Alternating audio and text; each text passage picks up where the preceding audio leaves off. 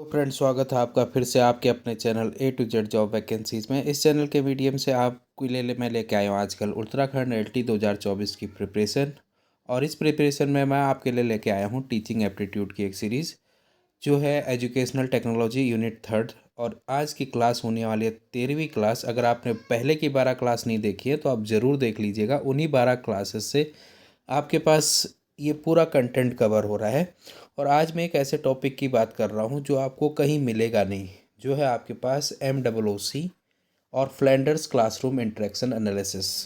ये आपको बहुत कम जगह मिलेगा कि क्या होता है MOOC और क्या है फ्लैंडर्स क्लासरूम इंटरेक्शन एनालिसिस। तो इस वीडियो को ज़रूर देखिए और अधिक से अधिक लोगों तक चैनल को शेयर कीजिए ताकि मैं भी मोटिवेट होकर लिए आपके लिए अच्छा बेटर लेके आऊँ।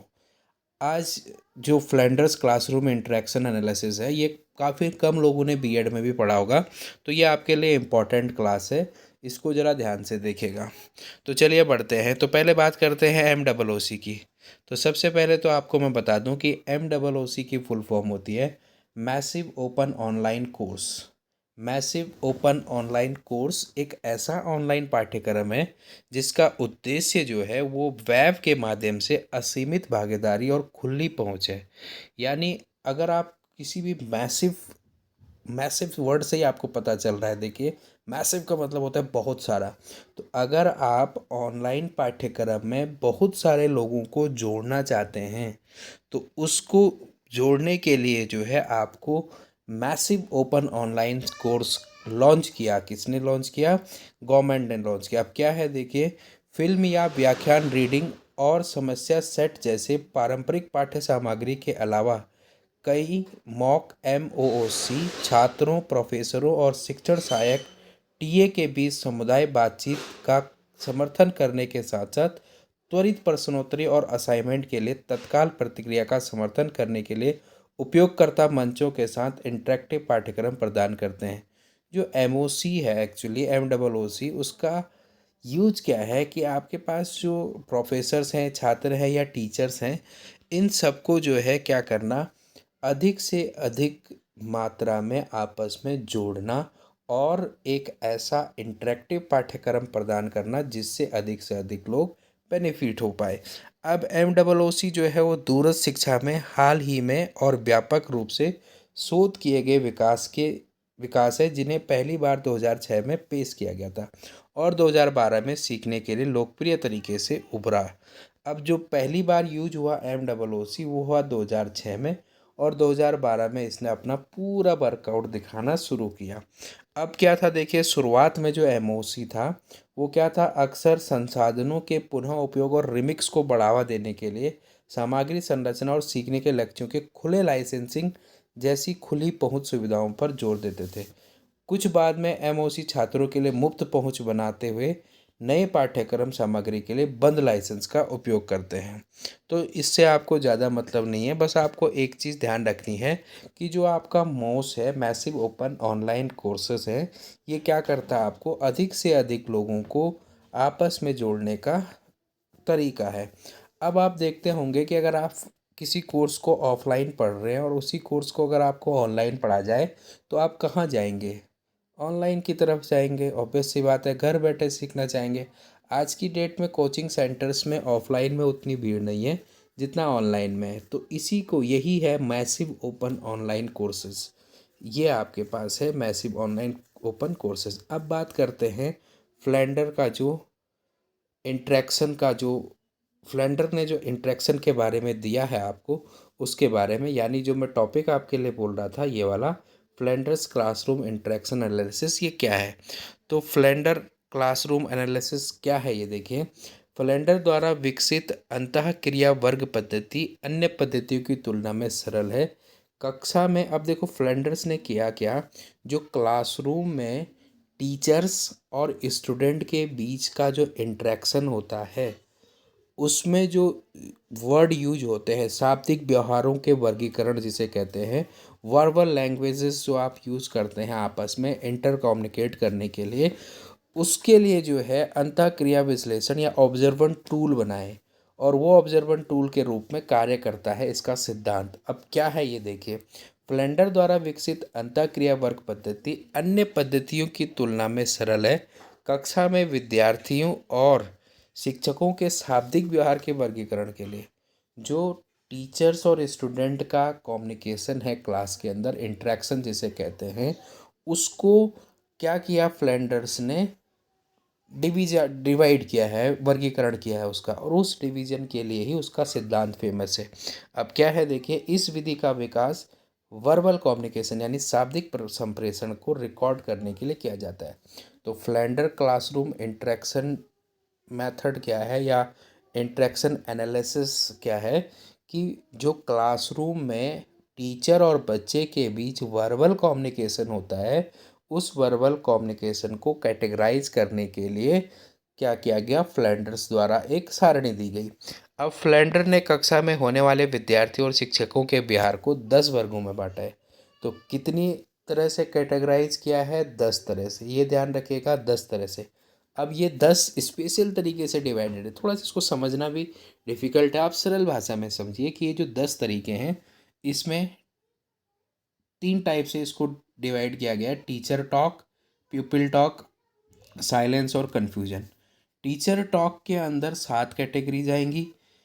पीपल टॉक यानी विद्यार्थी वार्ता के अंदर 2 कैटेगरी जाएंगे और कक्षा में चुप्पी या अव्यवस्था के अंदर 1 कैटेगरी आएगी। तो इस तरह से ये 7, 2 और 1 10 हो गए।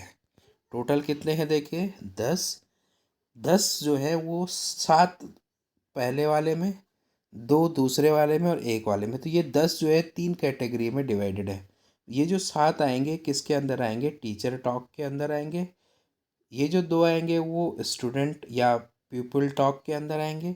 और कुछ नहीं, साइलेंस जब होगी क्लास में या कन्फ्यूजन होगा तो उसके अंदर 1 आएंगे। अब इनको भी हम डिटेल से देखेंगे कि कौन, टीचर टॉक में जो 7 कैटेगरियाँ हैं वो क्या क्या है, शिक्षक वार्ता में जो है 7 कैटेगरी क्या क्या है, विद्यार्थी वार्ता में 2 कैटेगरी कौन कौन सी है, और कक्षा में चुप्पी या साइलेंस के लिए 1 कैटेगरी कौन है। तो आइए देखते हैं। पहले 7 वर्ग अर्थात शिक्षक वार्ता को 2 पार्ट में बांटा है। अब देखिए, पहले थे 10, इस 10 को बांट दिया आपके पास 7, 2 और 1 को, एक में। और ये जो 7 थे टीचर वाले, इसको भी बांट दिया है 2 में। अब ये 2 क्या है, एक है अप्रत्यक्ष वार्ता और एक है प्रत्यक्ष वार्ता। तो ये केवल इस टीचर वार्ता यानी ये जो 7 थे उसके 2 पार्ट में डिवाइडेड है, एक अप्रत्यक्ष और एक प्रत्यक्ष वार्ता। अब यहाँ पर आइए देखिए, टीचर वार्ता की बात करते हैं। टीचर वार्ता में कुल कितने हैं, 7। ये कितने पार्ट में डिवाइडेड हैं, 2, अप्रत्यक्ष और प्रत्यक्ष, इनडायरेक्ट और डायरेक्ट। अब इनडायरेक्ट में क्या क्या है वो देखते हैं और फिर बात करेंगे डायरेक्ट की। तो इनडायरेक्ट में क्या क्या है आपके पास, भावनाएं स्वीकृत करना जिसे आप एक्सेप्ट फीलिंग कहते हैं, प्रशंसा या प्रोत्साहन, प्रेज या इनकरेजमेंट, व्यवहारों को स्वीकृत करना या प्रयोग करना, accepting and use the ideas, और प्रश्न पूछना, आस्किंग द क्वेश्चंस। अगर टीचर प्रश्न पूछ रहा है, टीचर विचारों को स्वीकृत कर रहा है और प्रयोग कर रहा है, टीचर्स किसी की प्रशंसा कर रहा है और टीचर किसी की भावनाएं को स्वीकृत कर रहा है, तो वो किसके अंदर आएंगे, इनडायरेक्ट टॉक के अंदर आएंगे। यानी जो 7 थे उसमें से 1, 2, 3 और 4, 4 आपके पास अप्रत्यक्ष वार्ता के अंदर आ गए। अब जो टीचर टॉक होगा उसमें जो डायरेक्ट टॉक होगी उसमें 3 बचने चाहिए। हाँ, वो 3 है, क्या क्या, लेक्चर देना, निर्देश देना, आलोचना करना। लेक्चरिंग, गिविंग डायरेक्शन और क्रिटिसाइजिंग, ये 3 आपके पास डायरेक्ट टॉक में आएंगे। तो जो 7 थे टीचर टॉक वो 2 पार्ट में डिवाइड है, एक्सेप्टिंग फीलिंग, प्रेज या encouragement, accepting the accepting and using ideas, asking questions, भावनाएं स्वीकृत करना, प्रशंसा का प्रोत्साहन, विचारों को स्वीकृत करना या प्रयोग करना और प्रश्न पूछना। जबकि प्रत्यक्ष में क्या आएंगे, लर्निंग, लेक्चरिंग, व्याख्या देना, निर्देश देना यानी गिव इन डायरेक्शन, और क्रिटिसाइज। तो ये तो हो गई टीचर टॉक के 7 पॉइंट की बात। अब विद्यार्थी वार्ता में कितने थे आपके पास, 2 थे। एक था, एक होगा आपके पास शिक्षक को उत्तर देना और विद्यार्थी द्वारा वार्ता पहल करना। तो ये 2 आएंगे आपके पास विद्यार्थी वार्ता में। और एक जो थर्ड वाला था, मौन। मौन कब होता है, जब विद्यार्थी क्या होता है, कन्फ्यूज़न होता है उसको, या फिर वो किसी चीज़ को समझ नहीं पा रहा है। तो ये आपके पास 10 के 10 हो गए हैं। तो इस तरह से ये विद्यार्थी वार्ता के अंदर, अब इनको अगर आप डिटेल से देखेंगे तो देखिए शिक्षक का कथन, इसमें क्या होगा, अप्रत्यक्ष कथन या भावनाओं का महत्व निक्रिया। तो इसमें क्या होगा, भावनाएं स्वीकृत करना, बिना किसी भर्त्सना के छात्रों की अनुभूति देना, स्वीकार करना। अनुभूति सकारात्मक या नकारात्मक हो सकती है। आप पहले वाला जो था आपका अप्रत्यक्ष कथन था, उसमें आप क्या करेंगे, बच्चे के भावनाओं को एक्सेप्ट करेंगे, फीलिंग्स को एक्सेप्ट करेंगे, चाहे वो पॉजिटिव है चाहे वो नेगेटिव है। दूसरे में आप क्या करेंगे कि उनको जो है प्रोत्साहन देंगे, छात्र व्यवहार और कार्य की प्रशंसा करना और प्रोत्साहित करना, तनाव दूर करने के लिए प्रयास करना और सिर हिलाना, हूँ करना। ये देखिए किस तरह से आप दूसरे की प्रशंसा करेंगे, सिर हिलाएंगे, हाँ करेंगे, हूँ कर देंगे, तो ये क्या है, प्रशंसा और प्रोत्साहन है। तो आपको इनकरेज करना है स्टूडेंट्स को। तीसरा आपके पास छात्रों के विचारों को स्वीकार करना तथा अपने कथन में प्रयोग करना। अब आपने क्या करना है, जैसे आप छात्रों से इंटरेक्शन कर रहे हैं, छात्र ने कुछ बोला तो उसको आप एक्सेप्ट करेंगे और फिर उसको क्या करेंगे, अब उस पर अपने विचारों को प्रदर्शित करेंगे। सपोज करो बच्चे, आपने किसी बच्चे को कुछ पढ़ाया, उसके बाद बच्चा कह रहा है कि सर बाहर, जैसे आप इंडिया के बारे में बता रहे हो, सपोज करो आपसे कोई चीज़ इंडिया की छूट गई है, तो आप क्या करेंगे, अगर वो बच्चा कुछ कह रहा है तो उसको आप एक्सेप्ट करेंगे और तब उस पर अपने विचार रखेंगे। जैसे सपोज करो मैं आपको यूजीसी पढ़ाया और यूजीसी मैंने आपको वीडियो लिंक में दे रखी है, वो आप वहाँ से देखिए, यूजीसी मैंने पढ़ाया। अब मैंने, हो सकता है यूजीसी में कोई पॉइंट मेरे से छूट गया हो, 1% कह रहा हूँ। अगर किसी बच्चे ने कमेंट बॉक्स में लिखा कि सर आपने ये चीज़ यूजीसी में छोड़ दी है, तो मैं क्या करूँगा, वहाँ पे अपना कमेंट डालूँगा कि हाँ ठीक है, मेरी मेरे से ये मिस्टेक हुई है, ये मेरे से छूट गया है, लेकिन आपने ये बताया अच्छी बात है, अब मैं उस पर अपना विचार दे रहा हूँ। और हमेशा वो विचार आपको पॉजिटिव देना है, हमेशा सीखने के प्रति आपको पॉजिटिव विचार देने हैं। अब देखिए अगली बात करते हैं, प्रश्न पूछना, आस्किंग द क्वेश्चंस। बच्चा अगर प्रश्न पूछ रहा है तो उसको बढ़ावा देना है और छात्रों से आशा की जाती है कि वो आपके प्रश्न पूछेंगे। अब एक चीज़ और, बहुत से लोग कह रहे हैं कि नोट्स प्रोवाइड कर दीजिए सर, नोट्स दे दीजिए। तो मैं आपको बताऊँ, नोट्स में दे दूंगा, उसमें मुझे कोई दिक्कत नहीं है। आपको जल्दी, जैसे ही एजुकेशन टेक्नोलॉजी की यूनिट ख़त्म होगी, आपको नोट्स मिल जाएंगे। लेकिन मैं आज भी आपको ये सजेशन देता हूँ कि आप क्लासेस जहाँ से भी पढ़ रहे हैं, चाहे आप ऑनलाइन पढ़ रहे हैं, इस चैनल से पढ़ रहे हैं, दूसरे चैनल से पढ़ रहे हैं, तीसरे चैनल से पढ़ रहे हैं, हमेशा जो है सेल्फ नोट्स से पढ़िए। आप खाली वीडियो को देखिए मत, इन वीडियोज़ का नोट्स बनाइए और उससे आप पढ़ाई कीजिए। देखिए एक चीज़ मैं आपको बता दूं कि जो सेल्फ नोट्स से पढ़ा हुआ ज्ञान होता है वो हमेशा स्थायी होता है। और आपको अगर गेन करना है सक्सेस, तो आपको चीज़ें डिटेल से पढ़नी पड़ेंगी और डिटेल से पढ़ने के लिए आपको नोट्स खुद से बनाने ही पड़ेंगे। तो वैसे मैं नोट्स आपको प्रोवाइड कर दूंगा, या आप कहीं से भी नोट्स खरीद सकते हैं, मेरे से अच्छे नोट्स कोई और प्रोवाइड कर रहा होगा, वहाँ से भी आप खरीद सकते हैं, लेकिन वो फिजिबल नहीं होता है। आप देख लीजिएगा, आप अगर किसी लूसेंट की बुक को उठाइए, आप किसी एजुकेशन टेक्नोलॉजी की बुक को उठाइए, उसको पढ़ लीजिए, आपको नहीं याद होगा, तब तक नहीं याद होगा जब तक आप उससे छांट के और नोट्स नहीं बना लेते हैं। देखिए जो मैं पढ़ा रहा हूँ आपको, ये ऐसा नहीं है ना कि बुक का एज इट इज़ है। अगर मैंने किसी पार्ट को बुक से लिया होगा तो मैंने तोड़ तोड़ के और इम्पॉर्टेंट चीज़ों को लिया होगा। तो उससे क्या होगा, देखिए ऐसे ही अगर आप भी रिसर्च करेंगे, नोट्स बनाएंगे, तो आपको फ़ायदा होगा। बाकी आपकी मर्ज़ी है, पढ़ने का तरीका अलग अलग है। मैं ये नहीं कहता हूँ कि ऐसा करने से ही सिलेक्शन होता है, हर जगह से सिलेक्शन हो सकता है, कोई बिना पढ़े भी सिलेक्शन ले सकता है, ऐसा भी पॉसिबल है। तो ये चीज़ें हैं, लेकिन फिर भी एक मेरा पर्सनल सजेशन है कि आप खुद से नोट्स बनाइए, क्योंकि मैं भी जब क्लास पढ़ाता हूँ तो उस क्लास पढ़ाने के लिए भी मैं नोट्स बनाता हूँ। तो सोचिए उससे क्या होता है कि मैं कंफर्टेबली होके पढ़ा लेता हूँ। चलिए आगे बात करते हैं डायरेक्ट टॉक की। इसमें व्याख्या देना, आपको पता है लेक्चरिंग विचारों का आदान प्रदान होता है। फिर क्या था आपके पास, निर्देश देना। निर्देश देना यानी जिसके छात्रों से अनुसरण की आशा की जाती है, जो भी निर्देश आप देंगे क्लासरूम में वो आपकी ओके होनी चाहिए, बच्चे उसको फॉलो करने चाहिए। आलोचना करना, अधिकार प्रदर्शन। अब देखिए क्रिटिसाइजिंग, अनुचित व्यवहारों को नियंत्रित करने के लिए आलोचना करना तथा प्रदर्शन करना। ये बहुत इंपॉर्टेंट है, जो आपके पास आपको क्लासरूम में करना पड़ सकता है। हो सकता है आपको कभी किसी को क्रिटिसाइज करना पड़े, और ये भी हो सकता है कि आपको जो है क्लास में क्लासरूम मैनेजमेंट के लिए कुछ ना कुछ एक्टिविटी करनी पड़े या कुछ प्रदर्शन करना पड़े, कुछ शो करना पड़े। सपोज़ करो आपको लग रहा है कि आपकी क्लास नीरस हो रही है, तो अचानक से आपने एक एक्सपेरिमेंट कर दिया। सपोज़ करो आप बल पढ़ा रहे हैं, फोर्स पढ़ा रहे हो, तो आपने दरवाज़ा खींच के और दरवाजे को ढम से मारा, तो देखो मैंने फोर्स लगाया, दरवाज़ा बंद कर दिया। तो इस तरह से आपने क्या किया, क्रिटिसाइज़ भी करना है क्लासरूम में, कोई दिक्कत नहीं है, लेकिन अनुचित व्यवहारों के अनुसार। अब बात करते हैं छात्र कथन की, पीपल टॉक की। उसके अंदर सबसे पहला था रेस्पॉन्स, छात्र द्वारा वार्ता के लिए पहल करना। पीपल टॉक इनिशिएटिव, छात्र प्रश्न पूछता है और स्पष्टीकरण चाहता है, तो उसको आपको क्या करना है, इंक्रीज करना है, बढ़ावा देना है। अगर कोई स्टूडेंट आपसे क्वेश्चंस कर रहा है तो उसको आपको उसके क्वेश्चन पूछने की क्षमता को इंक्रीज करना है, ना कि ऐसा नहीं बोलना है कि अरे तुमने प्रश्न क्यों पूछा, पढ़ा नहीं है। ऐसी चीज़ें नहीं आनी चाहिए। मनोभ्रांति भी नहीं है, एक भी नहीं। अब देखिए साइलेंस और कन्फ्यूजन, ये बहुत इंपॉर्टेंट चीज़ है। तो क्या होता है कि नो बडी टॉक, नहीं बोल, कोई भी नहीं बोल रहा आपकी क्लास में। देखिए दो चीज़ें हो सकती हैं, या तो साइलेंस है या बच्चों को कन्फ्यूजन है। साइलेंस जनरली जो है वो कन्फ्यूजन की वजह से ही होता है। अगर आपने पढ़ा लिया और उसके बाद बच्चे कुछ नहीं बोल पा रहे हैं तो साइलेंस हैं, तो इसका मतलब आपका पढ़ाया हुआ ख़त्म है। तो इसका मतलब आपको अपनी क्लासरूम को इंटरेक्टिव बनाना है। ये वाली स्टेट आप में नहीं आनी चाहिए। कौन सी वाली, साइलेंस वाली। साइलेंस मतलब कन्फ्यूजन हो रहा है, कन्फ्यूजन होने के बाद ही बच्चा जो है कोई जवाब नहीं देगा। तो ये क्या है, ये वाली स्थिति आपके पास नहीं आनी चाहिए, कोशिश कीजिए। अब बात करते हैं, देखिए कि जो ये अंतः क्रिया मैट्रिक्स की व्याख्या।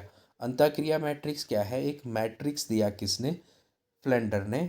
किसके लिए, जो आपने सारी चीज़ें ऊपर पढ़ी उनके लिए। अब इसमें आपके पास कितने चिन्ह होने चाहिए, तो इसके पास आपके पास इसके अनुसार आपके पास 100 चिन्ह होने चाहिए और कम से कम 20 मिनट या अधिक समय प्रयोग किया गया। मैट्रिक्स के निर्माण के बाद व्यवहार का वर्णन आवश्यक है। इस अंतःक्रिया की व्याख्या इंटरप्रेट के लिए प्रतिशतों का प्रतिशत के रूप में व्यवहार को बताना। अब देखिए मैट्रिक्स क्यों दिया, क्या दिया, इसके बारे में थोड़ा सा डिस्कस करते हैं। ये जो आपने ऊपर प्रक्रिया देखी, इसको जो है मापने के लिए एक मैट्रिक्स बनाया गया कि आपके क्लासरूम में कितना इंटरेक्टिव थी क्लास, उसको मापने के लिए एक मैट्रिक्स बनाया गया फ्लेंडर द्वारा, और उसमें कम से कम 100 चिन्हों को रखा। और 100 चिन्हों को रखने का मतलब 100 चीज़ों पे फोकस। आप देखिए जनरली अगर मैं बताऊँ ना इसको, आप तो सिंगल लैंग्वेज में आप समझिए कि जब भी आप किसी भी चीज़ को काउंट करते हैं तो पर 100 से काउंट करते हैं, यानी प्रतिशत में काउंट करते हैं। तो वही चीज़ यहाँ है कि 100 चीज़ों पे फोकस किया गया। उस 100 में से कितना आपने वेरीफाई किया, उसके अनुसार आपका क्लासरूम इंटरेक्शन का परसेंटेज निकलेगा कि कितना परसेंट इंटरेक्टिव थी क्लासरूम। और कितना समय दिया गया, 20 मिनट का समय इसके प्रयोग के लिए दिया गया। अब इसमें क्या था, देखिए जैसे इसमें क्या क्या है। एक है इसमें टीचर टॉक परसेंटेज होना चाहिए, indirect teacher talk, direct teacher talk, people talk, वही जो आपने ऊपर पढ़े हैं। साइलेंस और confusing percentage, direct and indirect ratio, ratio of people initiative, teachers response ratio, ratio of questions bye teacher. तो इन सारी चीज़ों की गणना की गई उस मैट्रिक्स के अंदर। अब इनके बारे में एक एक करके बात करते हैं कि कैसे करके आप शिक्षक वार्ता प्रतिशत निकाल सकते हैं। टीचर टॉक परसेंटेज कैसे निकालेंगे, तो आपने क्या करना है, जो आपके प्रथम 7 वर्ग हैं उनका क्या निकाल देना है, जोड़ निकालना है। और उसको जो एन है, यानी जितने आपके एन थे, एन कितने आपके पास 7 है, 7 से डिवाइड करके, और 7 से डिवाइड करने के बाद उसको मल्टीप्लाई कर देना है 100 से। तो इससे आपका क्या निकलेगा, शिक्षक वार्ता प्रतिशत निकलेगा। तो यानी 1 से लेके 7 तक ऐड कीजिए, फिर डिवाइडेड बाय एन, और फिर आपके पास इससे प्रतिशत निकल जाएगा। इसी तरह से पहले अप्रत्यक्ष शिक्षक वार्ता, अप्रत्यक्ष शिक्षक वार्ता क्या होगी, जो पहले 4 वर्गों का एवरेज है उसको आप कहेंगे। अब ये देखिए यहाँ पे 1 2 3 4 5 6 7 लिखा हुआ है। इसका मतलब कि आप पॉइंट देंगे, पहले वाले में कितना है, दूसरे वाले में कितना है, तीसरे वाले में आपने कितना दिया, चौथे वाले में कितना दिया, पाँचवें वाले में कितना दिया, छठे में कितना दिया, सातवें में कितना दिया। फिर सबको जोड़ेंगे, डिवाइडेड बाय 7 गुणा गया 100। जैसे आपने जो पहला वाला शिक्षक वार्ता का पॉइंट था, जो आपको मैंने बताया, यहाँ पे देखिए पहले वाला शिक्षक वार्ता का पॉइंट क्या था, एक्सेप्ट द फीलिंग। इसमें आपने कितने पॉइंट दिए बच्चे को, सपोज करो आपने 100 में से इसमें 50 पॉइंट दिए, तो इसमें 40 दिए। तो इस तरह से आपको क्या करना है, 50 धन 40 धन अगले वाले में 30 दिए, धन अगले वाले में 20, तो इस तरह से ऐड करके लिखना है। तो ये है आपके पास जो ये 1 2 3 का मतलब इनको ऐड नहीं करना है, इनके साथ जितना आप कक्षा में व्यवहार के अकॉर्डिंग मार्क्स दे रहे हैं उनको ऐड करके फिर डिवाइडेड बाय दिस करना है। अप्रत्यक्ष वार्ता के लिए 1 2 3 4 का सम, फिर आपके पास प्रत्यक्ष वार्ता के लिए अब देखिए वहाँ 1 2 3 4 का सम था, तो यहाँ 5 6 7 का सम होगा, और यहाँ पे एन की वैल्यू कितनी हो जाएगी, 3 हो जाएगी।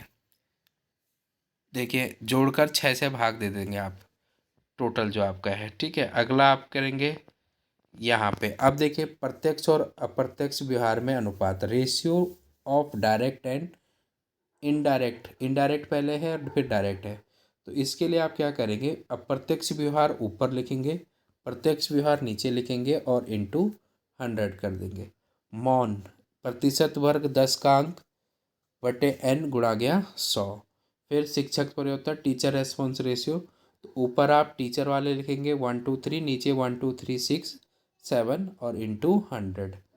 फिर ये आपके वर्ग शिक्षक अनुपर्सन अनुपात वर्ग 4 के अंक बटे 4 और 5 के अंक गुणा गया 100।